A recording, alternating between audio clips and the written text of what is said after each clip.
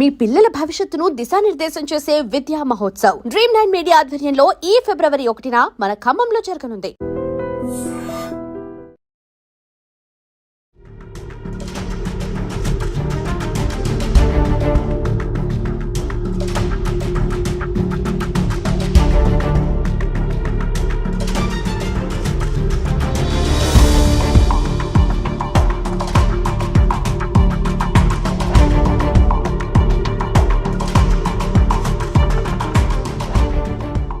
ప్రస్తుతం మనం ఉంది పురాణా పూల్ దర్వాజా దగ్గర. మనకు తెలుసు అంటే మొన్న రాత్రి జరిగినటువంటి ఇన్సిడెంట్ తర్వాత ఇక్కడికి ఒక దుండగుడు ప్రవేశించడం, దాని తర్వాత పిఓపి ఉన్నటువంటి విగ్రహాల్ని ధ్వంసం చేయడం, ఇక్కడ ఈ ఆవరణలో ఉన్నటువంటి ఒక పిఓపి విగ్రహాన్ని ధ్వంసం చేయడం, అట్లాగే బయట ఏదైతే బ్యానర్స్ కట్టినవి ఉంటాయో అంటే దేవాలయానికి సంబంధించిన ఇన్ఫర్మేషన్ ఉన్న బ్యానర్స్ ఏవైతే ఉన్నాయో వాటిని కట్టడం, సో అవన్నిటిని కూడా చించేసినటువంటి పరిస్థితి.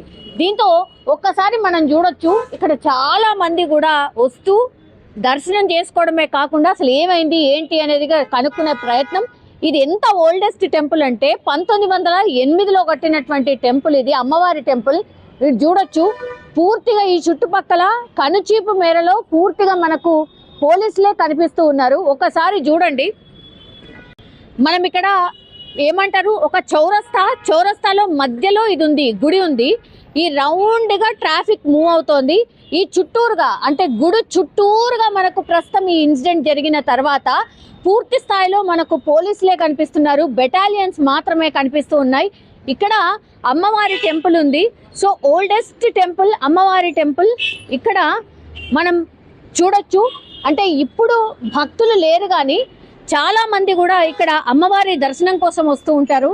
ఎప్పుడో ఓల్డెస్ట్ టెంపుల్ కాబట్టి ఈ అమ్మవారిని దర్శించుకుంటే అంటే అమ్మవారిని దర్శనం చేసుకున్న తర్వాత అంతా బాగా జరుగుతుంది అని నమ్ముతారు కాబట్టి మనం చూడొచ్చు. ఈ స్ట్రక్చర్ని చూస్తే కూడా పూర్తిగా మనకు ఓల్డ్ టెంపుల్ లాగా మనకు స్పష్టంగా కనిపిస్తోంది. సో ఒక్కసారి మనం మాట్లాడే ప్రయత్నం చేద్దాం. పూజారి గారు ఉన్నారు, ఒక్కసారి మాట్లాడదాం. స్వామి నమస్కారం. ఏమైంది స్వామి అసలు? పెద్ద బ్యానర్ ఉన్నాయి అమ్మవారిది, అది తీసింది. అక్కడ ఒక చిన్న విగ్రహం ఉన్నాయి, అది చేసింది. ఎక్కడ ఒక విగ్రహం ఉన్నాయి, ఎక్కడికి విగ్రహం పోయింది. ఒక విగ్రహం ఉండేనా? ఇక్కడ తాళం వేసింది ఉంది అంటున్నారు కదా. ఆ తాళం చేసి పోయింది. అది ఎవరికి ఏం చెప్పాలి తెలియట్లేదు. మొన్న రాత్రి జరిగింది, మొన్న రాత్రి జరిగింది. మరి మొన్న రాత్రి జరిగింది అప్పుడు లేవు నేను, లేదు అప్పుడు జరిగింది, రాత్రి జరిగింది, అప్పుడు లేవు నేను. అసలు టైమింగ్ ఏంటి స్వామి? టెంపుల్ టైమింగ్ ఏంటి? 8 గంటలకు బంద్ చేస్తా, సాయంత్రం 8కి బంద్ అయిపోతుంది. ఓకే. పొద్దున 6, 7, 8 అట్లా ఓపెన్ అవుతుంది. ఓకే. మరి ఎట్లా తెలిసింది అంటే ఇది జరిగింది అని? నాకు సంక్రాంతి 14 అప్పుడు నేను బయట ఉన్నా, నా హౌస్ బయట ఉన్నా నేను. సో ఇక్కడికి వెళ్ళి ఒక మనిషి వచ్చి చెప్పింది గుడిలా అట్లా అయింది, గడబడ అయింది. సో అప్పుడు రాత్రి 2 గంటలకు నేను ఇక్కడ వచ్చిన, ఇద్దరు మొత్తం కన్ఫ్యూజ్ చేసింది. సీఏ గారికి చెప్పిన నా గుడి ఉందని నేను చూసిపోతా అంటే పొద్దుగాల రావాలి, రావద్దు పోవద్దు చెప్పింది. పొద్దుగాల వచ్చిండ్రు, మార్నింగ్ వచ్చింది. వచ్చి చూసేసరికి ఏం కనిపించింది మీకు ప్రాంగణం? అది పోయింది. ఓకే. ఒక చిన్న మట్టిక ఏం విగ్రహం స్వామి అది? ఏం విగ్రహం? అమ్మవారి విగ్రహం. అది పోయింది. ఈ విగ్రహం పోయింది. లేదా ఇక్కడ లాగున్నది ఎట్లా పోయింది అది నాకు బి టెన్షన్ లేదు. ఎక్కడికి వెళ్ళి వస్తాయి నాకు.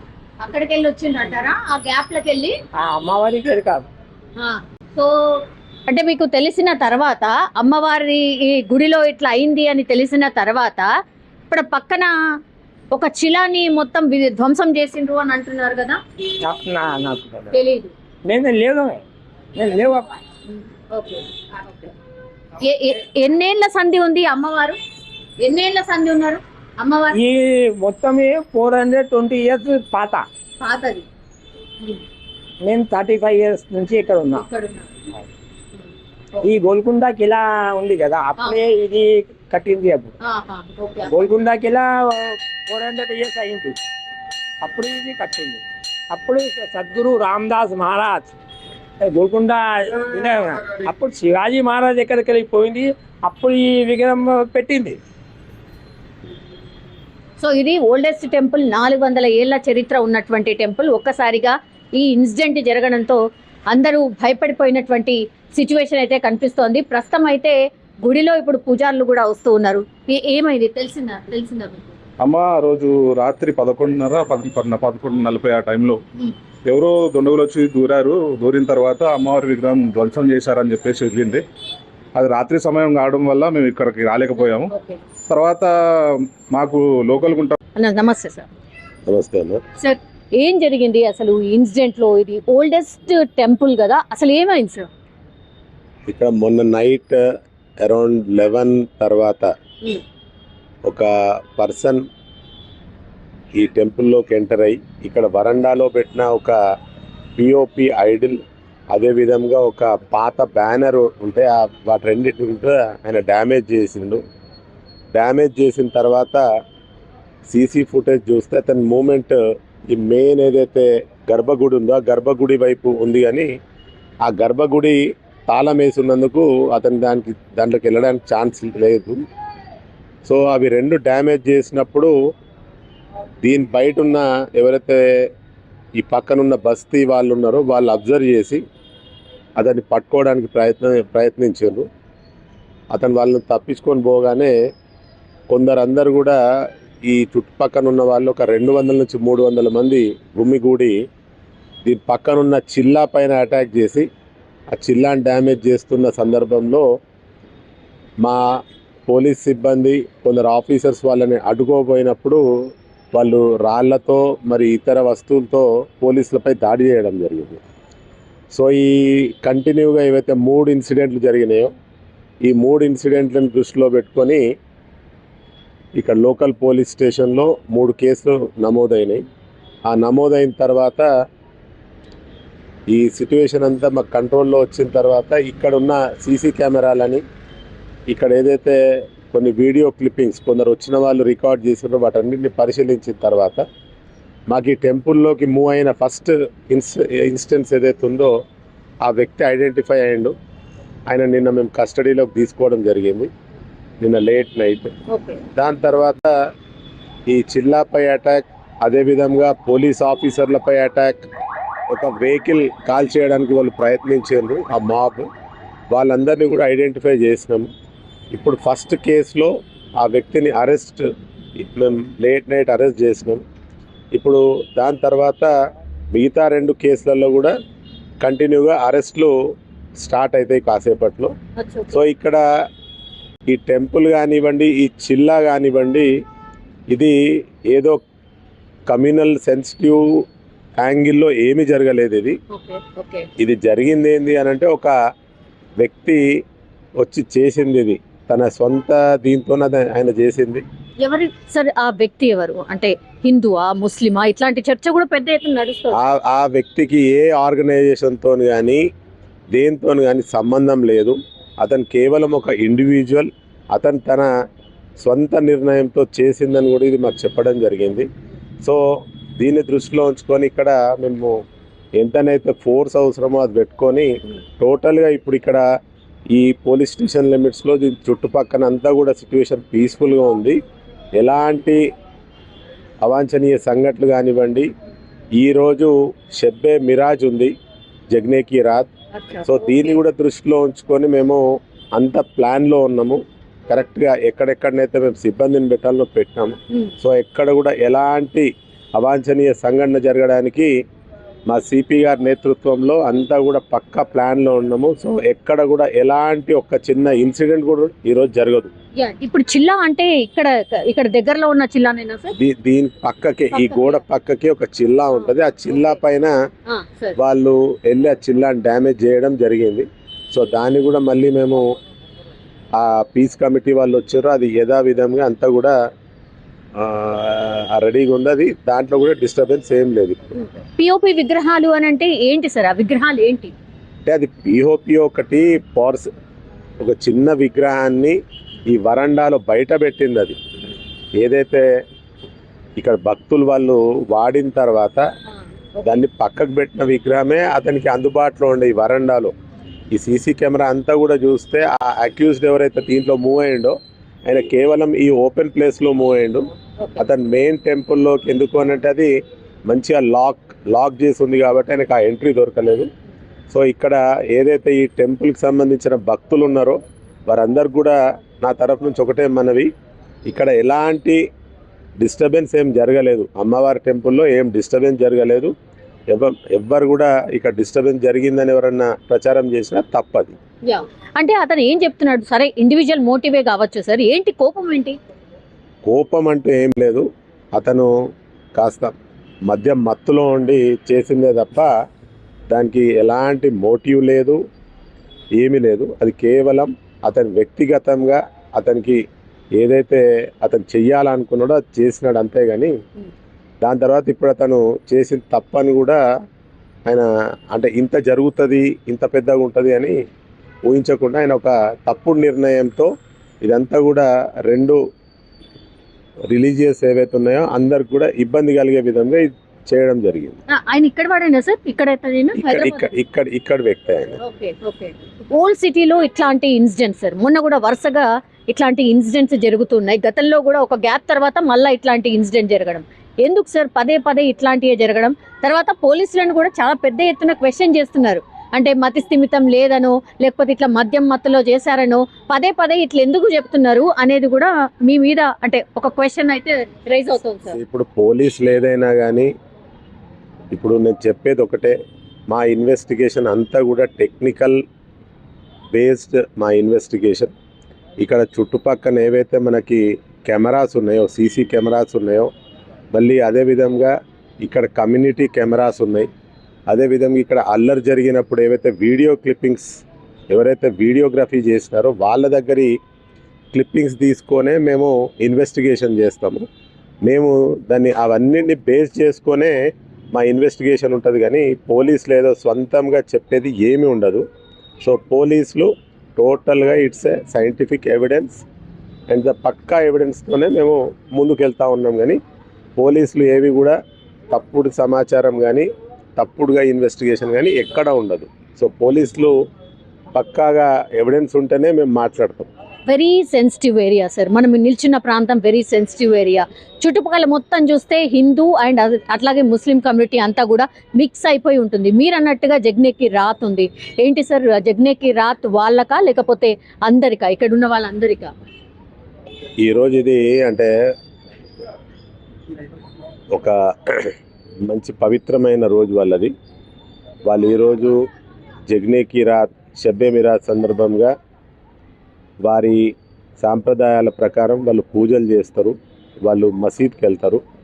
సో మళ్ళీ రాత్రంతా కూడా వాళ్ళు ఆ మసీదు అక్కడ ఉండి వాళ్ళు అవే బయట తిరుగుతూ ఉంటారు. కాబట్టి ఎలాంటి అవాంఛనీయ సంఘటన జరగకుండా మేము ఫుల్ ప్రిపేర్డ్గా ఉన్నాము. సో ఇది జగ్నేకి రాత్ వాళ్ళకా అందరికా అని అంటే మనమంతా కూడా కలిసిమెలిసి ఉండేవాళ్ళం కాబట్టి తప్పకుండా పోలీసులు అందరం కూడా వాళ్ళతో పాటు ఈరోజు రాత్రి ఇక్కడ ఉండి వాళ్ళకి సపోర్ట్గా వాళ్ళకి కానీ వేరే ఇంకెవరికి కానీ ఎలాంటి ఇబ్బంది కలగకుండా మేము అన్ని జాగ్రత్తలు తీసుకొని తప్పకుండా దీన్ని ఈరోజు రాత్రిని ఒక శాంతియుత వాతావరణంలో ఈ జగ్నేకి రాత్ని మేము కంప్లీట్ చేయిస్తాం. ఈ సరౌండింగ్స్లో సార్ ఎన్ని టెంపుల్స్ ఉన్నాయి సార్? ఈ సరౌండింగ్లో చాలా టెంపుల్స్ ఉన్నాయి. అంటే పెద్ద టెంపుల్స్, చిన్న టెంపుల్స్ అన్నీ కూడా. ఆ టెంపుల్స్ కౌంట్ ఇంకా మేము ప్రాపర్గా ఇప్పుడు తీసుకోలేదు. బట్ ఈరోజు రాత్రి మాత్రం అన్ని మతాలకు సంబంధించిన వర్షిప్ ప్లేస్లు ఏవైతే ఉన్నాయో అన్నిటి దగ్గర కూడా తప్పకుండా ఒక పోలీస్ అధికారి ఉండే విధంగా ప్లాన్ చేసుకున్నాం. సో అందరి సెంటిమెంట్స్ని కాపాడుతూ అన్ని విధాలుగా రాబోయే రోజుల్లో అందరికి కూడా వారి మనోభావాల్ని కాపాడుతూ వాళ్ళ కల్చర్ని కాపాడుతూ తప్పకుండా పోలీస్ మేము ముందుకు వెళ్తాం. ఒక పెద్ద ఎత్తున కవాతు జరిగింది, ఒక మార్చ్ జరిగింది, ఎందుకు సార్? వై? కేవలం ఇది ఒక సొసైటీలో ఏదైతే మొన్న జరిగిన ఇన్సిడెంట్ ఉందో దాని పైన ఏదైతే సోషల్ మీడియాలో తప్పుడు ప్రచారాలు జరుగుతున్నాయో అదంతా తప్పని చెప్పడానికి ఈరోజు పోలీస్ కవాత్ చేయడం జరిగింది. సో ఇది ఏంటంటే సొసైటీలో ఎలాంటి తప్పుడు మెసేజ్ వెళ్ళకుండా పోలీస్పై అందరికీ నమ్మకం ఉండే విధంగా ఇది మాకు ఎప్పుడైతే మాకు అవసరం ఉంది అనుకుంటామో తప్పకుండా పోలీసులను కవాత్ చేస్తుంది. దానికి పర్టికులర్గా ఒక రీజన్ అంటూ ఉండదు. సో సొసైటీలో పోలీస్పై చట్టంపై నమ్మకం ప్రజలకు ఉంది. ఆ నమ్మకాన్ని నిలబెట్టే బాధ్యత మాది కాబట్టి మేము కవాత్ చేసి ఒక మంచి మెసేజ్ పంపిస్తూ ఉంటాం సొసైటీ. ఇక్కడ చుట్టుపక్కల ఉన్న వాళ్ళు ఏం కోరుతున్నారు సార్? మీకు రిక్వెస్ట్ చేసింది ఏం? అంటే ఇప్పటి వరకు చుట్టుపక్కల ఉన్న వాళ్ళంతా కూడా మా దగ్గరకు వచ్చిన వాళ్ళు చాలా ఏంటంటే సోషల్ మీడియాలో ఏదైతే ప్రచారం జరిగిందో దాన్ని తీసుకొని వచ్చారు. సో నేను వారితో మరి ఇతర వ్యక్తులతో నేను ఒకటే కోరుతా ఉన్నాను, మీరు సోషల్ మీడియాలో జరుగుతున్న ప్రచారాన్ని నమ్మకండి. మీరు వాస్తవాల్ని గ్రహించి ఆ వాస్తవ ఏమున్నాయి అని తెలుసుకొనే మీరు ముందుకెళ్ళాలని నేను కోరుతా ఉన్నా. హైదరాబాద్ పోలీస్ కొన్ని సంవత్సరాల నుంచి కూడా ఈ అన్ని మతాలని అందరినీ కూడా కాపాడుతూ వస్తుంది. భవిష్యత్తులో కూడా మా commissioner of police Sajjanar sir నేతృత్వంలో తప్పకుండా హైదరాబాద్ పోలీస్ ముందు ఉంటుంది. సో అందరికి కూడా అన్ని మతాల వాళ్ళకి నేను కోరేది ఒకటే, మీరు పోలీసులపై నమ్మకం ఉంచుకొని ఏ సోషల్ మీడియాలో వచ్చినా కానీ దాన్ని పోలీస్ వారితో మీరు వెరిఫై చేసుకోండి. వెరిఫై చేసుకున్న తర్వాతనే మీరు మా దగ్గరకు వస్తే తప్పకుండా మేమున్నాం. ఎవ్వరు కూడా చట్టాన్ని తమ చేతిలో తీసుకోవద్దు. పోలీసుల దగ్గరకు వచ్చి పోలీస్ స్టేషన్కి వచ్చి మీరు అడ్రస్ చేస్తే తప్పకుండా మేము దానిపైన యాక్షన్ తీసుకుంటాం. సో నా అపీల్ అందరికి కూడా, మొత్తం హైదరాబాద్లో ఉన్న ప్రతి ఒక్క వ్యక్తికి కూడా నా అపీల్ ఒకటే, మీరు చట్టాన్ని మీ చేతిలోకి తీసుకోకండి. ఎక్కడ ఏది జరిగినా కానీ అది మీరు పోలీస్ దృష్టికి తీసుకోకండి. తప్పకుండా మేము యాక్ట్ చేస్తాం. ఎవరైతే దానికి బాధ్యులు ఉంటారో వారిని కఠినంగా శిక్షిస్తాం మేము.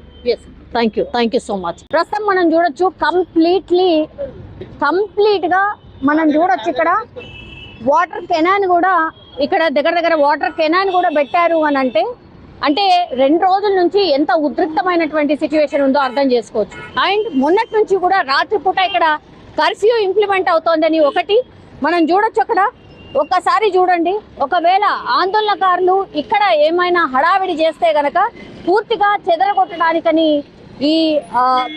పూర్తిగా మనం చూడొచ్చు.